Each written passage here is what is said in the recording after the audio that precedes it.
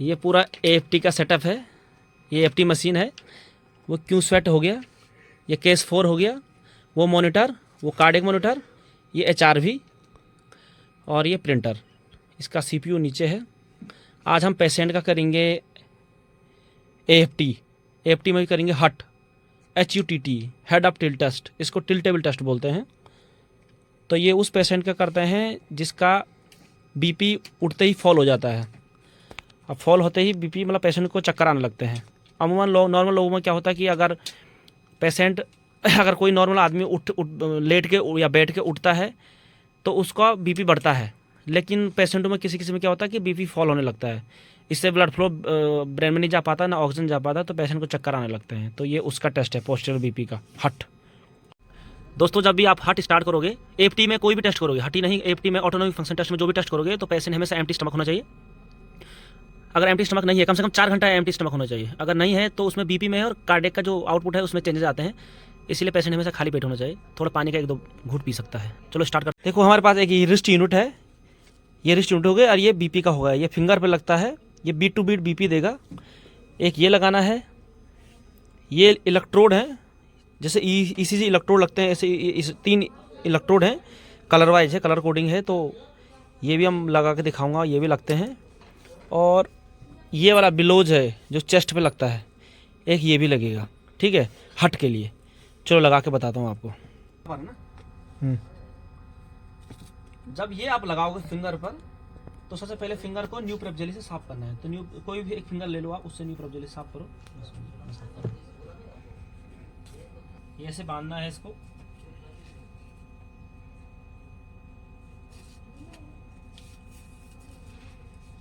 और ये फिंगर सबसे बढ़िया होता है। इस पे भी लगा सकते हो, लेकिन इसके साइज के अकॉर्डिंग ये बढ़िया है। ये जो है, ये सेंसर होते हैं, ये 2, ये हमें से नीचे की साइड होने चाहिए। ये जो सेंसर 2, ध्यान रखना, ये नीचे की साइड होना चाहिए। ऐसे करके लगाना है और थोड़ा हल्का सा प्रेस करके और इसको ऐसे बांध दो। ध्यान दीजिएगा, इस पे जोर नहीं देना, पेशेंट को बताना, क्योंकि ये फट जाता है, बहुत महंगा आता है। फट जाएगा तो फिर पूरा टेस्ट इसी पर डिपेंड करता है। ये बीट टू बीट BP लेगा। ये सेंसर है और ये BP का है जो BP देगा, ये सेंसर देगा इसको, ठीक। ये हो गया। 3 चेस्ट लीड इस पे लिखा हुआ, देखो, लेफ्ट, राइट एंड फुट। ये लेफ्ट लिखा हुआ, ये राइट और ये फुट का। तो ये लेफ्ट लगेगा, ये राइट लगेगा, ये एपेक्स में लगेगा, ठीक है। कैसे लगना बताता हूँ आपको। लगाने से पहले आपको न्यू प्रेप जेली से एरिया को क्लीन करना है। और यहाँ कहाँ लगाना है, जब मिड क्लेव करके नीचे लगाना दोनों साइड में, और ये जस्ट एपेक्स साइड में लगेगा। और पेशेंट को लिटाने के टाइम में ये चीज़ ध्यान देना कि पेशेंट के पैर टिल टेबल में वहाँ लगे होने चाहिए, क्योंकि हमने पेशेंट को 70 से 80 डिग्री उठाना है, तो पेशेंट उसके ऊपर खड़ा होना चाहिए, ये ध्यान देना। ये हो गया। अब लीड लगा के दिखाता हूँ आपको। लीड लगाने के लिए ये इसी इलेक्ट्रोड का यूज करते हैं। ये इस पे क्लेंच इस पे हो जाएगा, इसे चिपक जाएगा ये, ठीक है। चलो लगाते हैं। ये लीड हमने लगा दिया है पूरे, ये, और तीसरी लीड यहाँ नीचे लगा रखी है, तो पीछे से लेना, ऊपर से। इनको फिक्स करने के लिए टैप लगाएंगे। टैप क्यों लगा रहे हैं, क्योंकि जब पेशेंट हम खड़ा करेंगे ये निकल सकते हैं, तो निकलने के बाद क्या होता है, आपको दोबारा टेस्ट स्टार्ट करना पड़ सकता है, क्योंकि बीच में एक बार लीड निकल गई तो पूरा टेस्ट रिस्टार्ट करना पड़ेगा। इसलिए सेफ्टी के लिए हम क्या कर रहे हैं, इनको चिपका रहे हैं, जिससे ये निकले नहीं। ये चिपका दिया। अब ये निकलेंगे नहीं, ये परमानेंट यही रहेंगे। इस पर भी चिपका देता हूँ।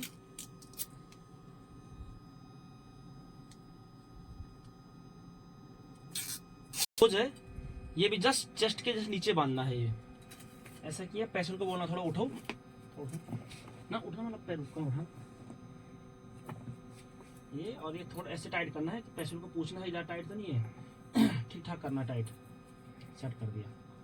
ये हो गया। पेशेंट को बोलना इस पर जोर नहीं देगा, हाथ ऐसे रखो, सब हो गया, रिलैक्स। ये AFT मॉनिटर है, मेजर पे जाना है, ठीक। पूरे भरना तो भर सकते हो आप, पूरा भर देना, ID जो भी दे रखा पेशेंट को, और एक्सेप्ट करना है, यस कर देना है। पूछ रहा है ये, यस करने के बाद थोड़ा टाइम लेगा ये, और स्टार्ट कर देना है। अब ये स्टार्ट हो रहा है। अब धीरे धीरे ये BP लेगा। रिस्टबैंड ठीक से नहीं बांधोगे, रिस्टबैंड अगर ठीक से नहीं बांधा, अगर आपका जो BP कफ है, जो फिंगर कफ है, अगर वो ख़राब है या वो लीकेज है, तो यहाँ पर BP नहीं आएगी। देखो ये ऊपर जा रहा है, ये तो BP बन रहा है, तो ये सही है। अब ये बीट टू बीट BP लेगा। अभी स्टार्ट नहीं हुआ है, ये स्टार्ट होने लगे, देख लो, ये 100 to 58, ये पोस्टल बीपी होता है, आर्टियल बीपी, ठीक है, मेन बीपी से हट के बीपी है। अब ये हो गया है।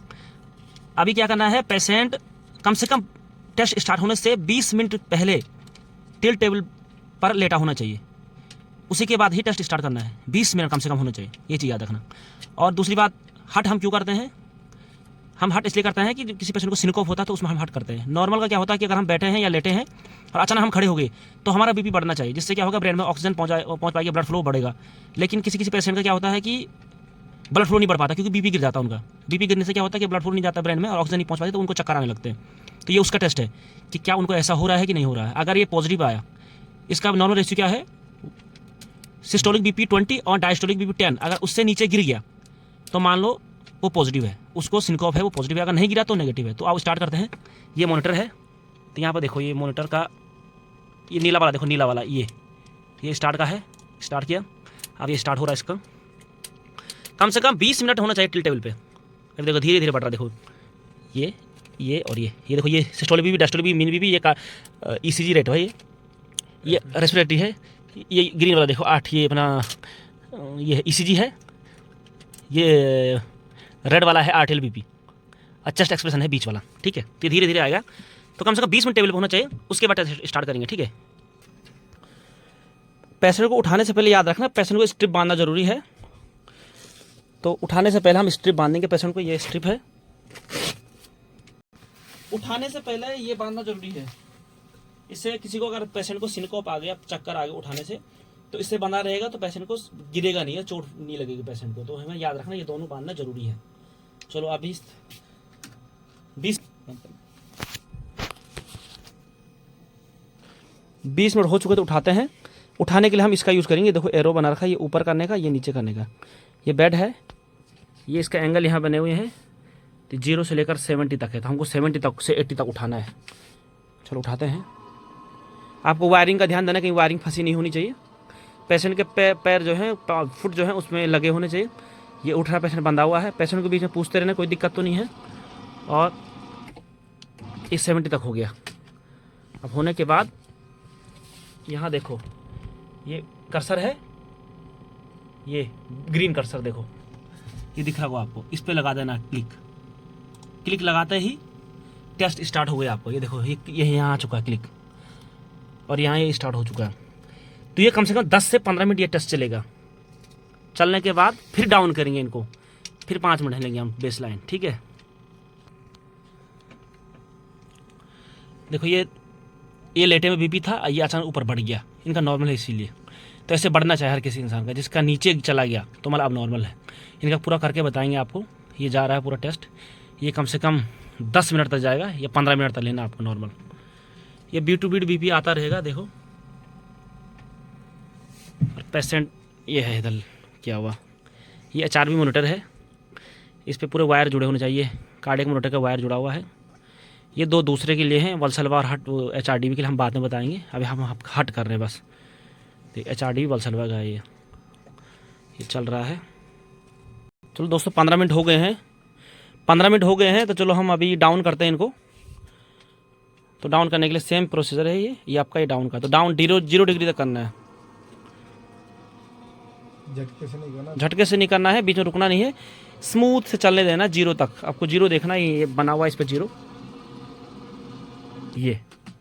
और सेम कर्सर जो है वही कर्सर लगाना है, सेम जहाँ डाउन किया, जहाँ अप किया था और जहाँ डाउन किया था। इसके बाद कम से कम 5 मिनट लेना आपको। जो बीच का है कितना बड़ा है, बेस से कितना बड़ा है, वही देखते हैं हम इसमें, ठीक है। चलो फ्लैट में भी, इनको फ्लैट में भी 5 मिनट हो चुका है पेशेंट को। तो अब हम स्टॉप करते हैं। स्टॉप करने के लिए यहाँ पर ये मार्कर बने हुए स्टॉप का, ये रेड वाला, ये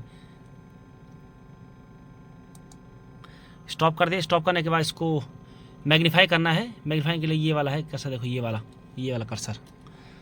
मैग्नीफाई करने से थोड़ा इसका ग्राफ अच्छा आएगा। और फिर एनालिसिस करना है। एनालिसिस वाला ये है, देखो इस पर क्लिक मारना तो एनालिसिस हो जाएगा अपना आप।